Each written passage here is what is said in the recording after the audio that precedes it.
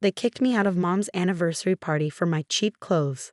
I stood there in my simple black dress, watching as security dragged me across the marble floor of the hotel lobby. My sister Amanda's laughter echoed behind me, sharp and cruel. "Next time, dress like you belong here," she called out, her designer heels clicking against the floor as she turned away. I didn't cry. I didn't scream. I just straightened my dress and walked to my car, a modest Toyota that had seen better days. As I sat in the driver's seat, my phone buzzed. A message from my assistant. "Ms. Peters, the papers are ready. Should I proceed?" "Yes," I typed back, my fingers steady despite the anger burning in my chest. "Deliver them now." You see, I wasn't just some broke failure in a cheap dress. I was Sarah Peters, CEO of Vista Properties, and I had just bought the entire hotel chain where my family was celebrating. They just didn't know it yet. But let me start from the beginning. 3 years ago, I was the family disappointment, the middle child who couldn't quite measure up to Amanda's flashy success or my younger brother David's charm. I worked quietly, lived modestly, and saved every penny while they flaunted their designer labels and luxury cars. Mom always said I was living below my potential. Dad would sigh and ask when I was going to get a real job instead of playing entrepreneur with my small real estate ventures. They didn't know that while Amanda was buying Louis Vuitton bags with her corporate credit card, I was buying up properties across the city. "Sarah, honey," Mom would say during our weekly family dinners, "wouldn't you be happier working at Amanda's firm? They're always hiring in the mailroom." The table would erupt in laughter, led by Amanda's theatrical giggle. I endured it all. Every snide comment, every backhanded compliment, every invitation that came with a dress code I supposedly couldn't afford to meet.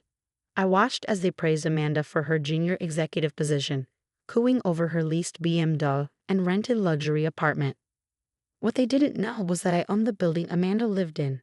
I owned several buildings in the city's most prestigious districts. But I kept quiet, lived simply, and built my empire in silence. Then came Mom's 60th anniversary party. Amanda insisted on hosting it at the Grand Palmer Hotel, the city's most exclusive venue. "It's members only," she announced at Sunday dinner, shooting me a smirk. "But don't worry, Sarah. I'm sure we can get you in as a family guest." I knew what was coming. Amanda had planned it perfectly. The dress code was luxury formal. The invitation specifically mentioned designer attire required. She knew I wouldn't show up in Gucci or Prada. She was counting on it.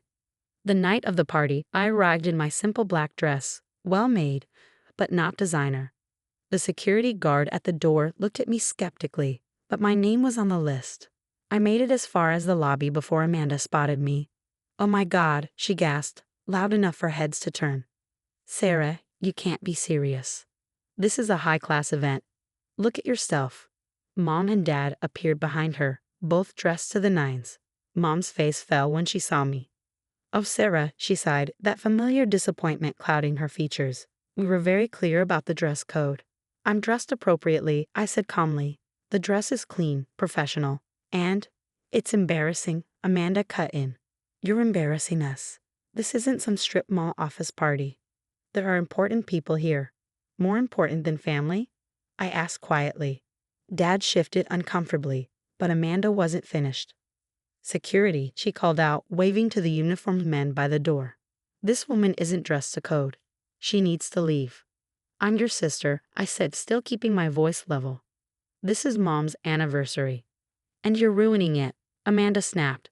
"Like you ruin everything with your cheap, pathetic attempts to fit in. Just go, Sarah. Go back to your little apartment and your boring life, and stop trying to be something you're not." The security guards approached, looking uncomfortable. "Ma'am, we need you to come with us." I looked at Mom and Dad, but they just stood there, silent and ashamed. Amanda's smile was triumphant as the guards escorted me out. What happened next would change everything. As I sat in my car, my assistant Jennifer sent me the confirmation.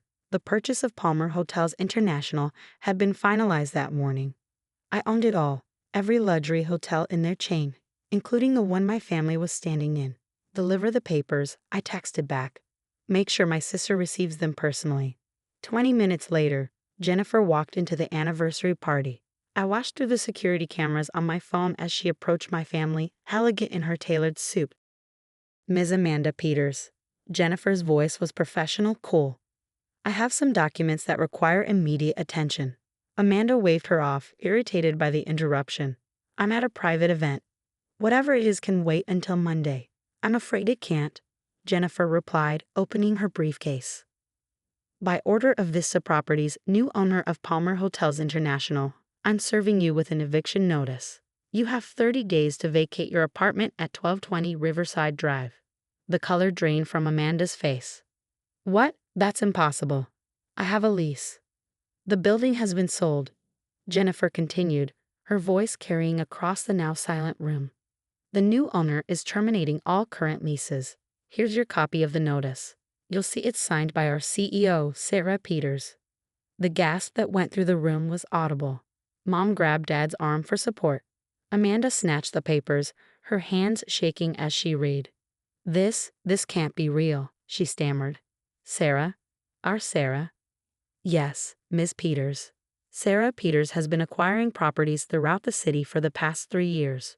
She now owns this hotel, your apartment building, and approximately 60% of the luxury real estate in the downtown area. I watched as Amanda's perfectly made-up face crumpled. Mom sank into a nearby chair, Dad's mouth hanging open in shock. The wealthy guests they'd been so eager to impress were whispering, pointing, pulling out their phones to look up Vista Properties. Jennifer wasn't finished. Additionally, as the new owner, Ms. Peters has updated the hotel's dress code policy. It now states that no guest shall be discriminated against based on their choice of attire, as long as it's clean and appropriate. She believes class isn't determined by designer labels. The irony was delicious. The very hotel that had kicked me out now belonged to me. The sister who'd mocked my clothes was being evicted from an apartment I owned. The parents who'd dismissed my career were learning that their unsuccessful daughter was one of the city's largest property owners. My phone buzzed again. Amanda calling. I declined it. Then Mom, decline. Dad, decline. They had years to support me, to treat me with basic respect. Instead, they'd chosen to judge me by my clothes, my car, my apparent lack of status. I drove home to my modest apartment. Yes, I still lived simply despite my success. My phone kept buzzing with messages. Amanda. Sarah, please, I'm sorry. I didn't know. You can't evict me. Mom. Honey, we need to talk. Why didn't you tell us? Dad. Princess, call me back. We had no idea you were so successful. I turned off my phone and poured myself a glass of wine. Tomorrow, I deal with the fallout. Tomorrow, I decide whether to show mercy or let them learn the hard way that appearances aren't everything. Tomorrow, I face my family not as the disappointment they always seen, but as the successful businesswoman I've become. But tonight, I savored the quiet satisfaction of knowing that sometimes, the best revenge isn't served cold.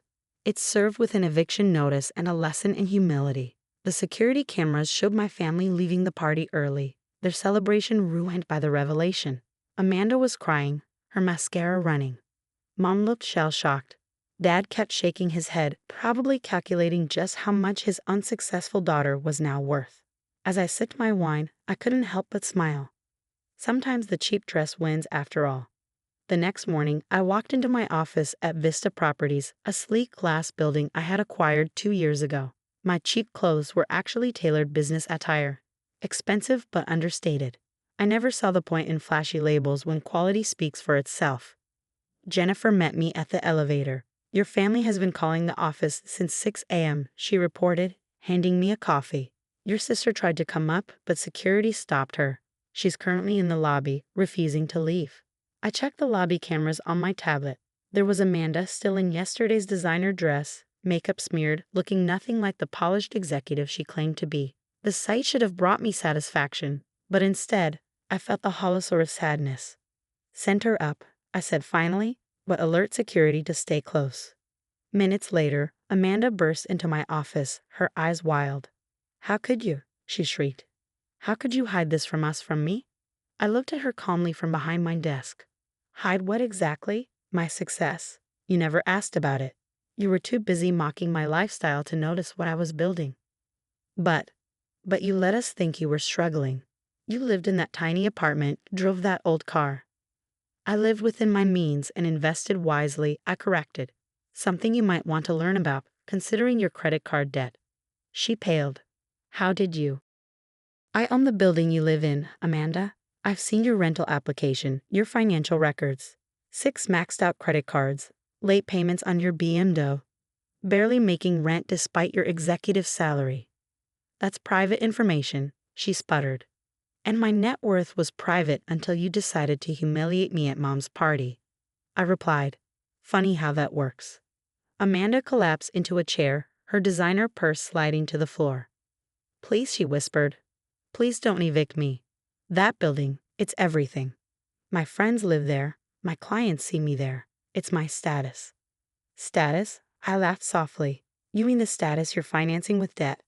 The status that made you think it was okay to have security drag your own sister out of a family celebration. Tears streaked down her face. I'm sorry. I was jealous, okay. Is that what you want to hear? I was jealous because you seemed so content with your simple life while I was killing myself trying to maintain an image. That made me pause. Jealous? Of what you thought was a struggling business owner. Of your freedom, she burst out. You never cared what people thought. You lived how you wanted, worked how you wanted. Do you know how much I hate my corporate job? How much I hate pretending to be this perfect executive. I studied my sister, really looked at her for the first time in years. Behind the designer clothes and perfect makeup, she looked exhausted, broken. The eviction notice, I said slowly, was meant to teach you a lesson. But maybe there's a better way. Hope flickered in her eyes. What do you mean? Vista Properties is expanding. We need someone to manage our luxury residential portfolio. Someone who understands high-end clients and properties. Are you offering me a job? I'm offering you a chance, I corrected. To work hard, learn the business from the ground up, and maybe find something real beneath all that designer facade. But there are conditions. She sat up straighter. Anything. First, you take financial management classes. No more living beyond your means. Second, you start therapy to work through whatever drives this need for status and appearance. And third, I leaned forward, you publicly apologize for last night. To me, in front of the same people who watched you humiliate me. Amanda's lip trembled. You're not evicting me. Depends on whether you accept these terms. The choice is yours. Keep pretending to be something you're not, or start building something real. She was quiet for a long moment. Then, when can I start? Just then, my office door burst open again. Mom and Dad rushed in, both looking like they hadn't slept. Sarah, Mom cried, we've been trying to reach you. I held up a hand. I'm in a business meeting with a potential new employee. You'll need to schedule an appointment. Dad's face reddened. Now see here, young lady. No, I cut him off. You see here. This is my company, my building, my rules. If you want to talk, you'll do it professionally, not by barging into my office like you have the right. They froze, unused to this version of their unsuccessful daughter. Amanda actually smiled, a small, genuine smile I hadn't seen in years. Mom, Dad, she said quietly. Sarah's right. We need to do this properly. All of us. I picked up my phone. Jennifer, please schedule a family meeting for tomorrow evening and send up the employment contract for our new residential portfolio manager. As my parents were escorted out by security, looking shell-shocked all over again, Amanda stayed behind. I really am sorry, she said softly, not just because you turned out to be successful, but because I was a terrible sister. Prove it, I replied. Not with words, with actions. She nodded, straightening her shoulders. I will. And Sarah, that black dress you wore last night, it was actually perfect. Simple, elegant, classic. Like you. As she left my office, I felt something shift. Maybe, just maybe, there was hope for my family after all. But first, they needed to learn that true worth isn't measured in designer labels or luxury cars. It's built quietly, steadily, one careful decision at a time. I turned to my window, looking out at the city skyline, my skyline, in many ways. Tomorrow's family meeting would be interesting, to say the least. But for now, I had an empire to run. And this time, they were all paying attention. The family meeting was set for 7 p.m. in my office's main conference room. I had deliberately chosen this setting, sleek, professional, powerful, to establish the new dynamic. No more family dinners where they could dismiss me. No more casual settings for their condescension. I arrived early, reviewing documents with Jennifer while watching the security feed.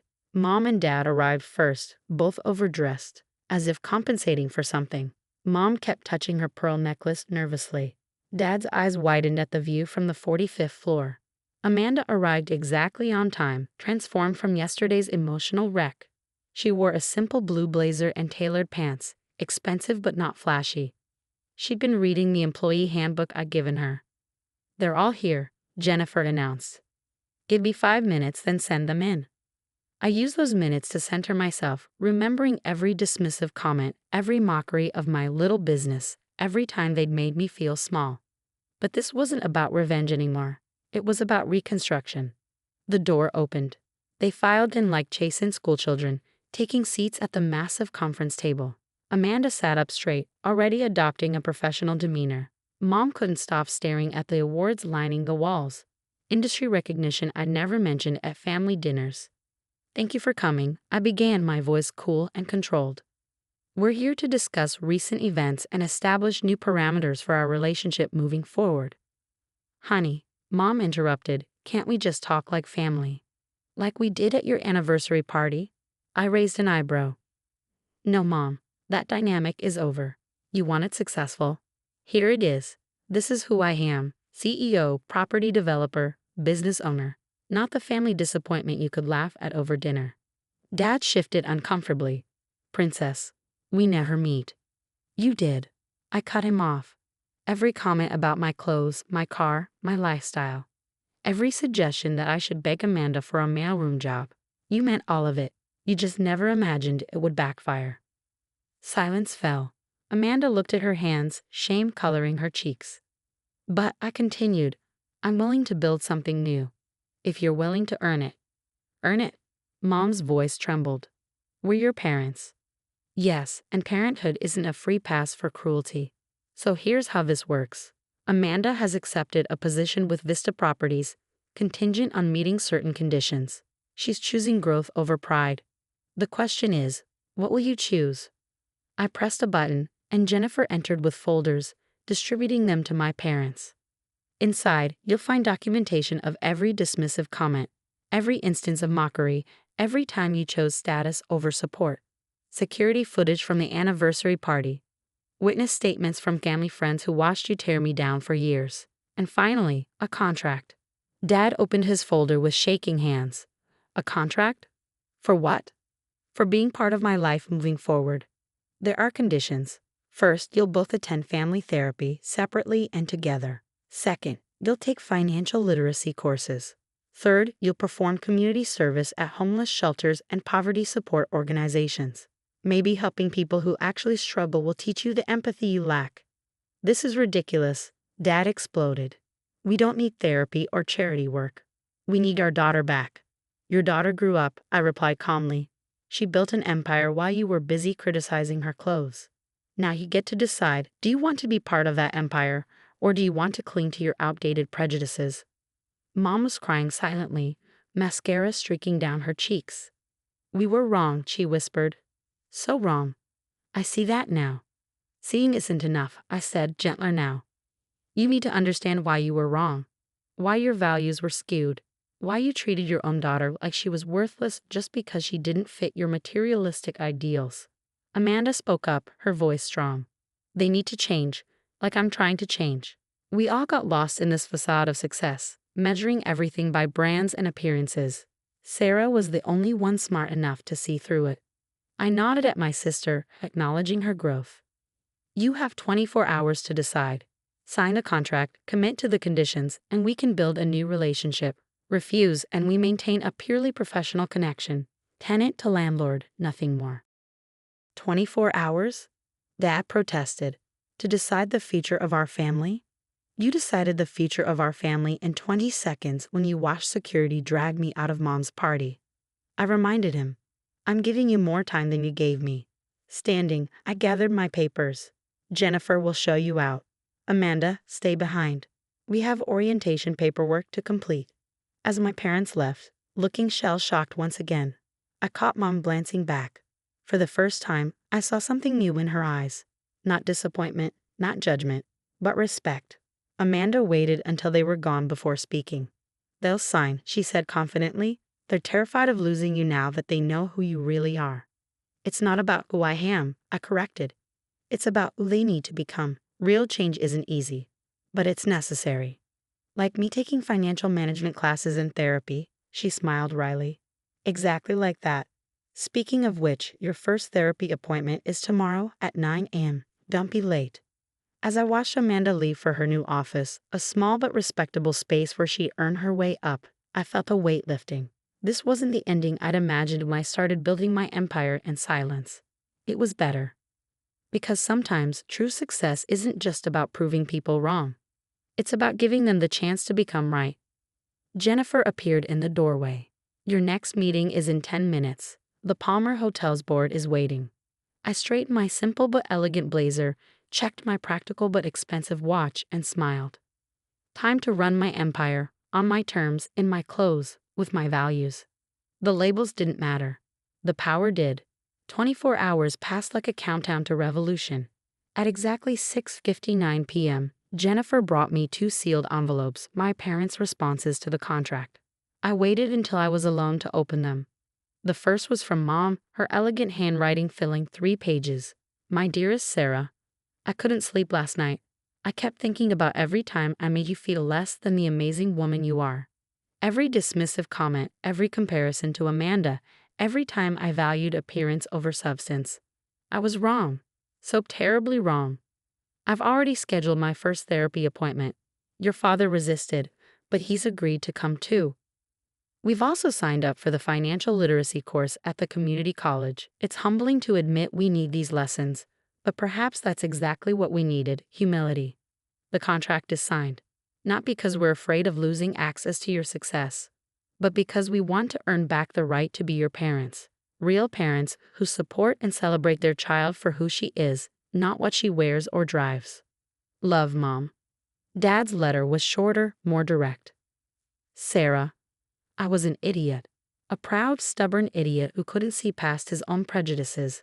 Watching you command that conference room yesterday, confident, powerful, completely in control, I realized I never really knew my own daughter. I want to know her now. Contract signed. Tell me where to start. Dad. Both signed contracts were properly executed, every condition accepted. I sat back in my chair, emotions warring in my chest. This was more than I'd expected. More than just compliance, it looked like genuine understanding. My office phone buzzed. Miss Peters, Amanda's here with her first weekly progress report. Send her in. Amanda entered, carrying a folder and looking professional in a modest but stylish outfit. First therapy session completed, she reported, handing me the counselor's sign-off. Also, I've analyzed the residential portfolio you assigned me, found some interesting patterns in tenant behavior and rental trends. I gestured for her to sit. Tell me. For the next 30 minutes, she presented a thorough analysis that showed genuine effort and insight. No shortcuts, no relying on charm or status. Just solid work. One more thing, she added hesitantly. I've put my designer clothes up for sale online, using the money to pay down my credit cards like the financial advisor suggested. Good. I nodded. Actions, not words. Mom and Dad signed, didn't they? She asked quietly. Yes. We're really doing this? Becoming a real family? We're trying, I corrected. It's a process. My phone buzzed again. Mrs. Peters is in the lobby. She said she's here for her volunteer shift at the homeless shelter and wondered if you'd like to join her. I looked at Amanda. She smiled. Go, she said. I've got work to finish anyway. In the lobby, Mom stood nervously in casual clothes, probably the least expensive outfit she'd worn in years. When she saw me, her eyes filled with tears. I wasn't sure you'd come, she admitted. I wasn't sure you'd actually volunteer, I countered. I meant what I wrote, she said softly. I want to earn back my daughter. We drove to the shelter in my car, still the same modest Toyota. Mom didn't comment on it. Instead, she asked about my business, really listening for the first time. At the shelter, we served meals side by side. I watched my mother, who once refused to eat at restaurants without Michelin stars, gently serving soup to people who had nothing. Something was changing. Later that night, I sat in my office reviewing the day. Amanda's progress report showed promise. Mom's humility at the shelter felt genuine. Dad's therapy appointment was confirmed for tomorrow. My empire was still standing, stronger than ever. But now, something else was being built alongside it. A family foundation based on respect, understanding, and genuine value. Jennifer brought in my evening coffee. Your family's different, she observed. All of them. They're trying, I said. And you? Are you happy with this outcome? I looked out at the city lights, remembering the sting of rejection, the burn of their mockery, the sweet satisfaction of revelation, and now the unexpected warmth of reconstruction. I realized. Sometimes the best revenge isn't revenge at all, it's growth. The night grew late, but I stayed in my office, watching my city glitter below. Tomorrow there would be more meetings, more decisions, more empire building. But tonight I savored a different kind of success. They'd kicked me out of a party for my cheap clothes.